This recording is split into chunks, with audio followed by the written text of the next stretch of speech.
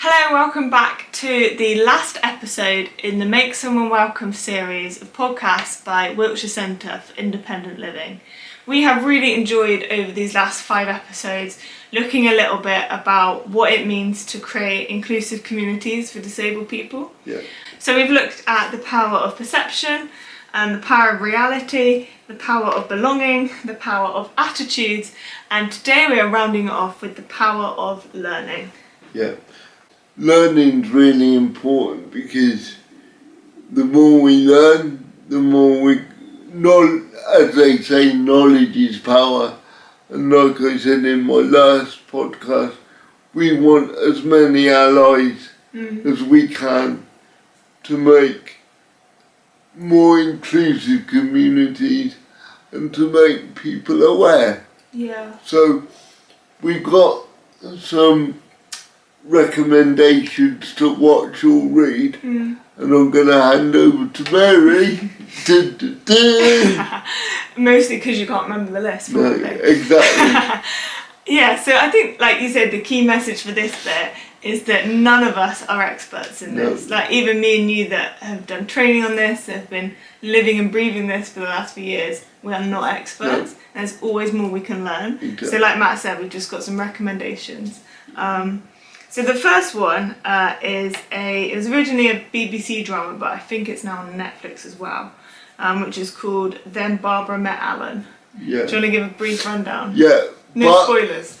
Barbara Met Alan is really powerful because it looks at the movement in the disability movement in the UK, which started really in 1990 with the slogan "Piss on Pity." Mm-hmm. And for me, growing up in that era, it is a really powerful moment in the disability movement. Unfortunately, I was gutted because I missed. My activism came later on in life, but it is a really good watch, and it very thought-provoking, as are all these ones we are going to recommend. Yeah, so it's a really good one to teach you about the UK disability rights movement. And we learnt a lot, even though we already knew quite a lot about it. We still learnt more. Yeah, I mean, yeah. And then the other one, which is kind of similar, but in the US, is called Crip Camp. And I think that one's currently on Netflix. Yeah. And that is set more in kind of the 1960s and follows the US kind of civil disability rights movement. Yeah. And I say it's set a bit earlier because actually it happened in the States a bit earlier. It took a bit of a while to come over to us. Sorry. It happened in the States mainly because of the Vietnam War and the vets coming home that were injured wanted to raise awareness, but then other disabilities in America joined in, and actually as a disabled person it made me want to go and change after watching it. It was quite an emotional realisation, a moment that, wow, this happened in the 60s, whereas, like we said just now, ours came later on. Yeah. Like, but without those guys in America, who knows where we would be today. Yeah, and linked to that, another recommendation I'd make is a book called Being Human, which was written by Judith Heumann, who was one of those really principal people in the American disability civil rights movement. And it's a book of her life, and it covers a lot of her kind of early years and what led her into activism, but then also her account of that activism and the account of that campaigning is so powerful, and definitely recommend it. So the next one is a little bit different. This is like a sitcom comedy called We Might Regret This on BBC. This is really funny because I think no matter what your disability is, we can all relate to a majority of stuff. No spoilers that goes on, that has gone on in our lives, and it is just a really good watch because it just shows disability in a really positive way, in a positive light, and I loved it. It's quite a realistic light, isn't It it? is, yeah. And it, like, one part that I love, again, I don't think this gives much away, but it has about the kind of relationship between a disabled person and their carer, or Yeah, the PA, and PA, yeah. that's stuff that isn't seen very often at all. No. It is a bit of a sweary one, so if it's, you know, if you don't like swearing, I think there might be some like nudity scenes, then maybe give it a miss. But if you're alright with that, then it's a really fresh look at disability. Yeah. So another programme that I think is really worthwhile watching that I recommended to you recently, Matt, is There Anybody Out There on Netflix? Yeah, I mean, as Mary said, she recommended it to me, and I found it quite powerful because it looked, the person who's in the documentary had been through different challenges throughout her life. But again, it just, as a disabled person, it made me think about attitudes were still there. Yeah.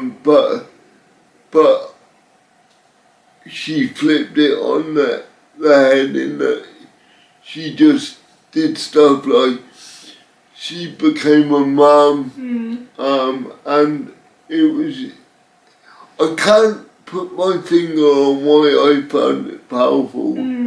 It made me think about other disabilities again. Yeah, it's very real, basically, Yeah. and you know, and it discusses hard topics as well. It discusses eugenics and things like that. But again, it's just that slightly different perspective that is, you know, it's different from mine and Matt's, and we just, you know, it's just interesting to hear someone else's voice. And also, it focused on the hidden disabilities as well, which I think was one of the reasons I found it quite powerful. And actually, Mary, you mentioned it, eugenics now. And it just made me realise that how easy it is in this century to wipe out. And wipe out might sound horrific, and maybe it's the wrong word to use, but there's a lot more focus on prevention and making people better nowadays, which we haven't got time to. No, but it does spark some interesting conversation. Yeah. And the last book I wanted to recommend is one that's probably familiar to you, Matt, which is Keep On Keeping On, which is your own book about your life with cerebral palsy. Yeah. So do you want to give it a brief description? Yeah, so basically it's a short autobiography of my life back in the day, what it was like going to special school, how I overcame certain barriers to achieve what I'm achieving now. Yeah. So, Mary supported me writing the book, and I found it very cathartic. Yeah, we had a great time writing it. Yeah. Lot of tears. Yeah. But, both of laughter and of sadness. Yeah. So, I mean, we could honestly go on and on because there is so much really good content out there around learning more about this stuff, but we're going to round it up there. Yeah. Which kind of leads us to the end of this series of podcast episodes. We hope that they've been helpful for you. We hope that they've made you think about things, to think about your communities, maybe think about how you could be doing some stuff differently, as well as kind of think about some of those difficult conversations and challenge some of your own perceptions.